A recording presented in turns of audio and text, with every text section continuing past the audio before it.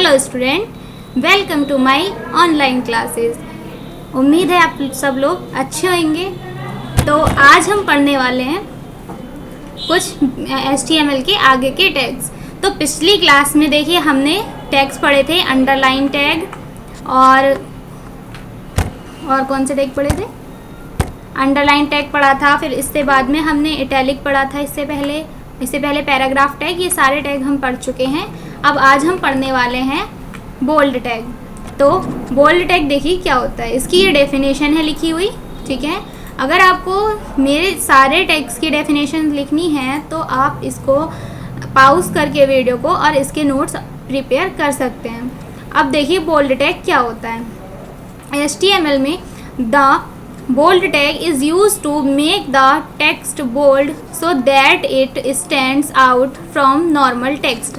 अब देखिए HTML में हम bold tag का यूज़ क्यों करते हैं? तो bold tag का हम किस लिए यूज़ करते हैं?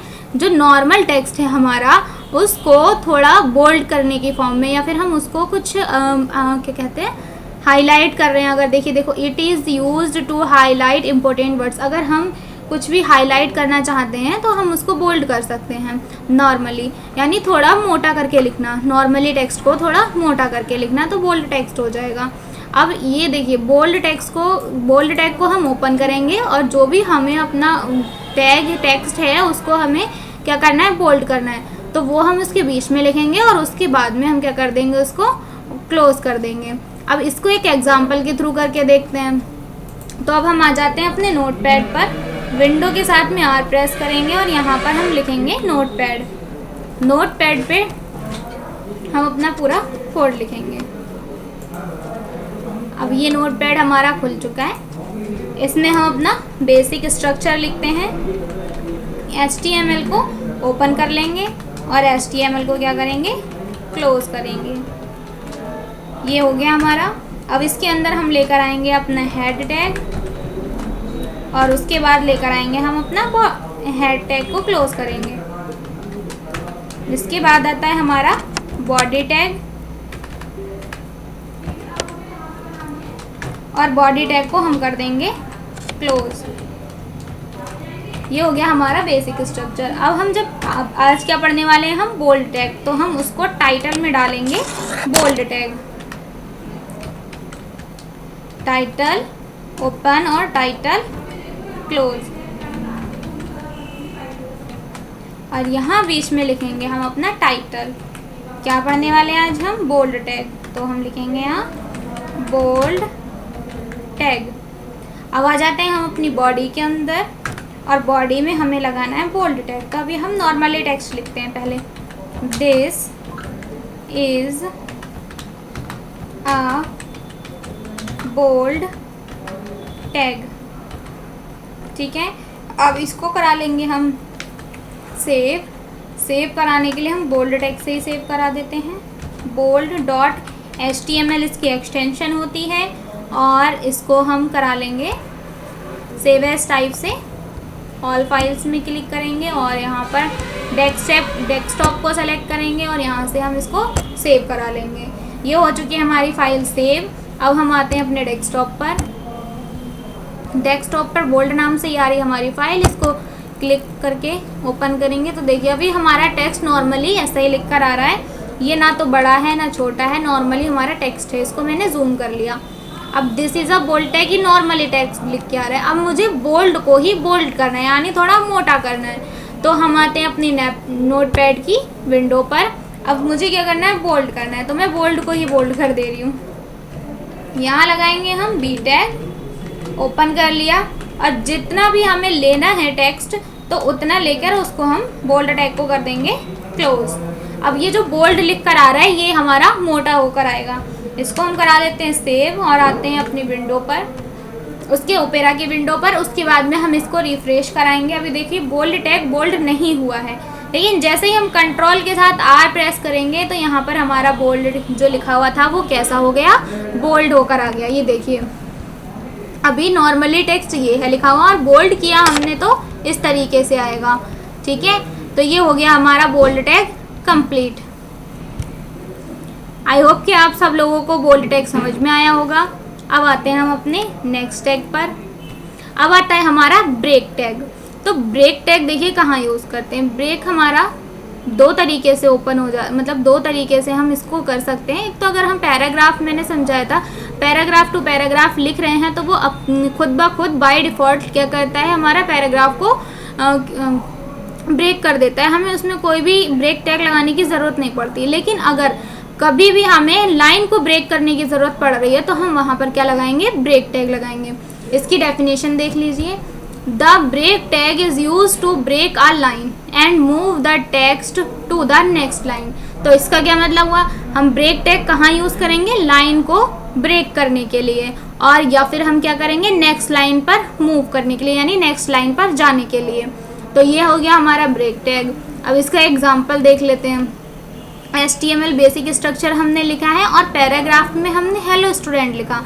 अब ये हेलो और स्टूडेंट हमारा क्या है, ओपेरा की जो हमारी वेब ब्राउज़र है उस पर,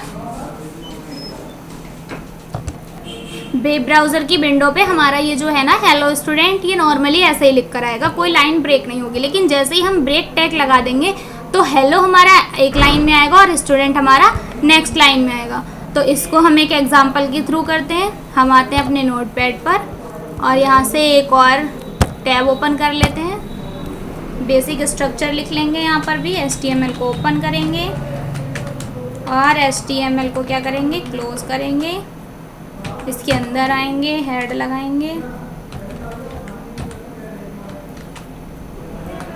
हेड को क्लोज कर लेंगे।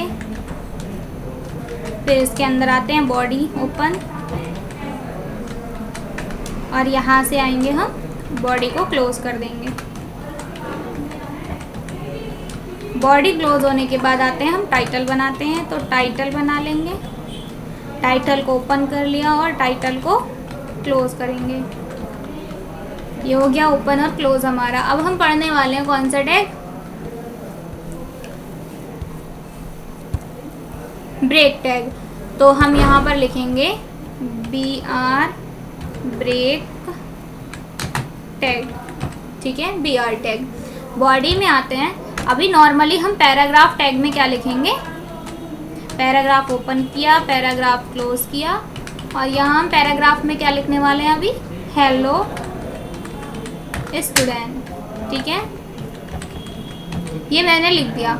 इसको कराएंगे हम सेव, हेलो नाम से सेव करा लेते हैं, .html, और सेव एज टाइप इसका हम रखेंगे ऑल फाइल्स, और यहाँ से इसको डेस्कटॉप पे क्लिक कर देंगे और यहाँ से इसको सेव करा लेंगे।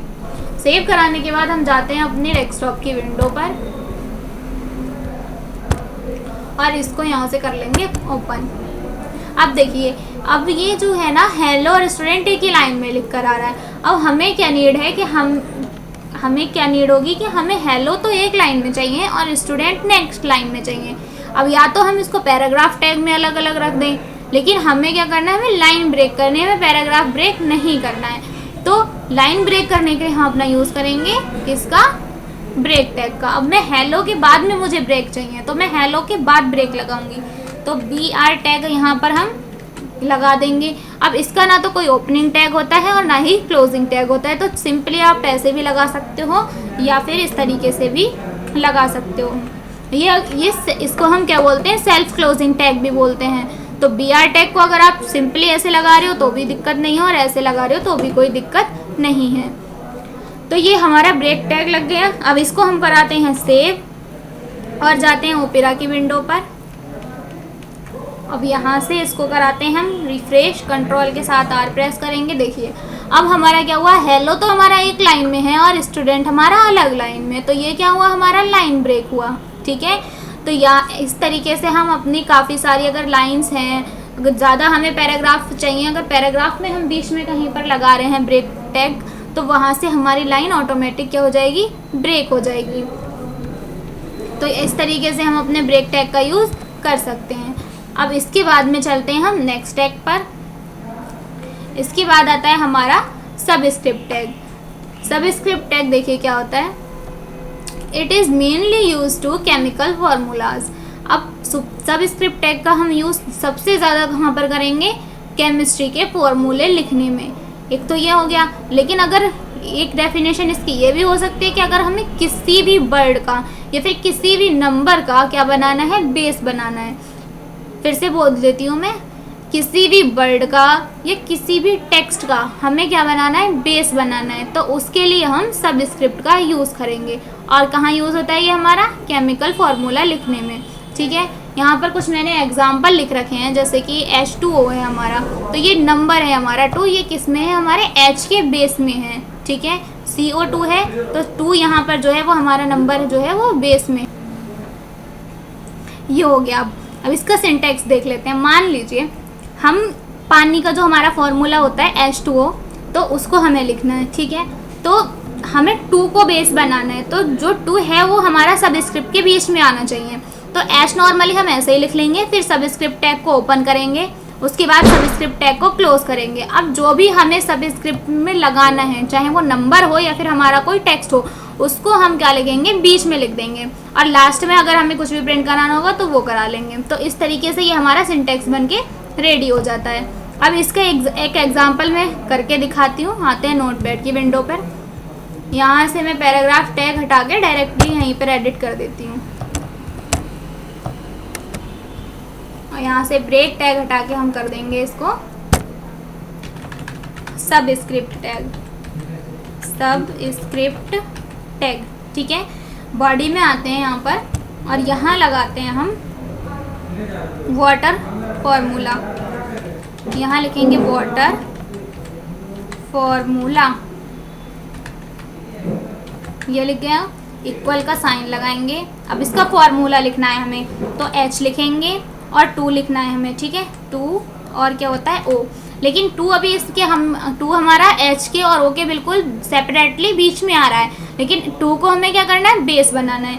तो 2 जहाँ से स्टार्ट हुआ है वहाँ पर लगाएंगे हम सबस्क्रिप्ट टैग, ओपन करेंगे और जहाँ 2 लास्ट हो रहा है वहाँ पर सबस्क्रिप्ट टैग को क्या कर देंगे, क्लोज कर देंगे।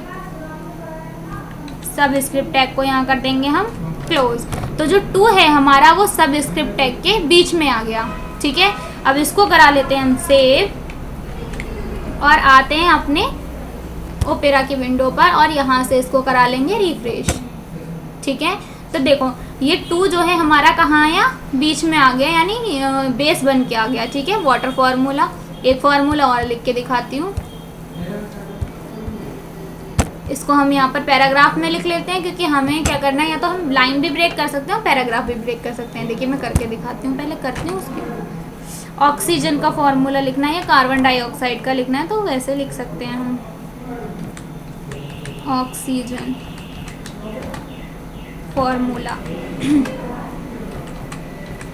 ठीक है, अब हमें ऑक्सीजन फॉर्मूला लिखना है